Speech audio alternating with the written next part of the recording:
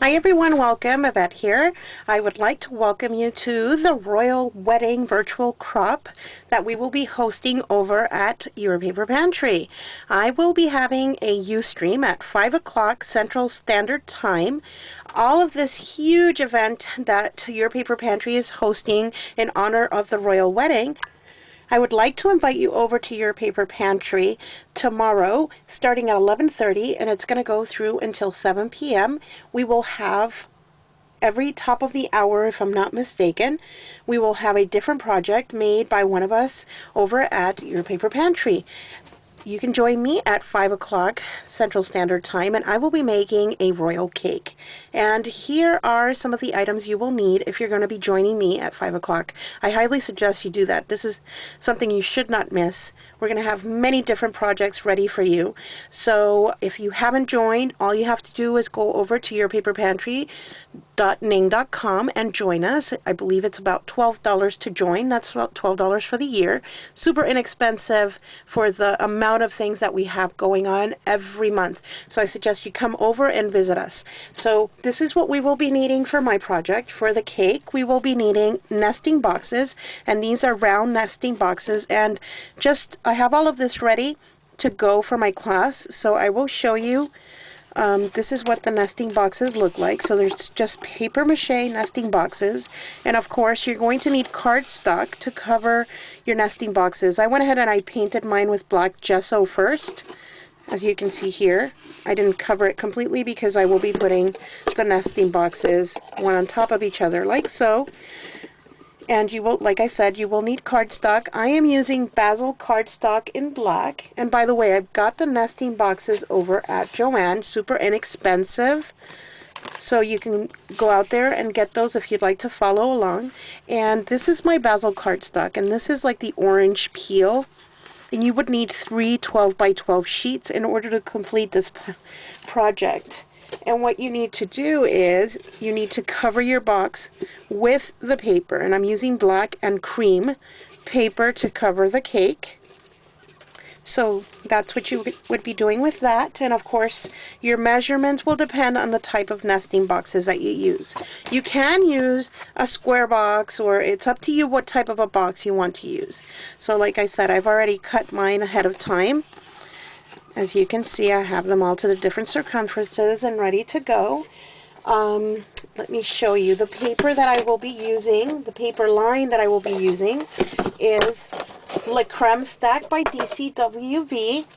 And this is what that stack looks like. It's a beautiful stack. You see Le Creme Stack. And I checked, and you can still find this paper over at Joann. And that's where I got this.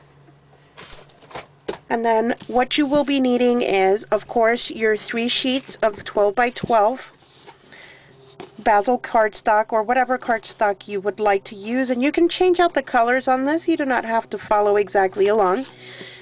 Like I said, I'm making this a formal wedding cake, so definitely using the black and the cream. And I have gone ahead and I cut strips.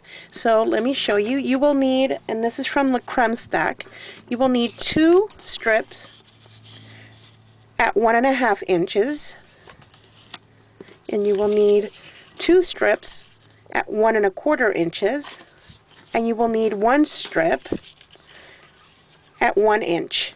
And this will be going around your boxes like so. It will be part of the bottom of the cake like so. And what I will be using is an EK Success punch, and it looks like this. So my little ribbon, per se, that's going to go around my cake will look like this. Let me show you. So this is going to be going around the bottom of the cake like that, making it super elegant. On top of this, we're going to be adding some ribbon, and you will have to have ribbon in 2 different widths. This one is, let me see, 7/8 of an inch wide, and then this one here is 3/8 of an inch wide. And I'm using cream ribbon, so you will need a spool of each. And then you will be needing lots and lots of flowers. I have chosen roses. It's one of my favorites. And these are I Am roses, by the way. And I will be using 3 different sizes, actually 4 different sizes. So this size here, medium, and large. That's what my roses will look like. I will also be using the tiny mini roses like this. We will be using glitter, and this is art glitter. You may use any type of glitter you'd like, and this is in crystal. And this is to top off some of the roses with. I will be using lots of bling. So this bling I got at Michael's from the Dollar Spot. Doesn't really matter, as long as it's bling and it matches your project, that's fine. And then I'm using some Recollection rhinestones, and that's what they look like. And I will be using Prima flower leaves, and I have this particular stack of leaves, and they will look like this. I've already gone ahead and used my Lindy Stamp Gang to paint these, and I use my Starbursts in Gator Gumbo Olive to paint these beautiful leaves to go on the cake. So I invite you over tomorrow. I think that is all as far as the list is concerned. And of course you'll need red line tape, obviously, or your ATG gun to set everything down. I will also be using a glue gun, or trusty glue gun. And you may want to have a sander to sand down any pieces. Like, for instance, I use this Tim Holtz sander.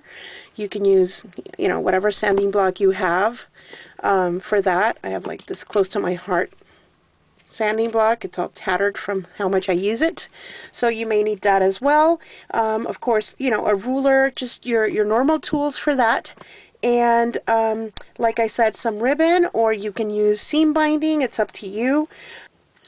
I would love to see you guys join me this Saturday over at the Royal Wedding Virtual Crop that we're hosting over at Your Paper Pantry.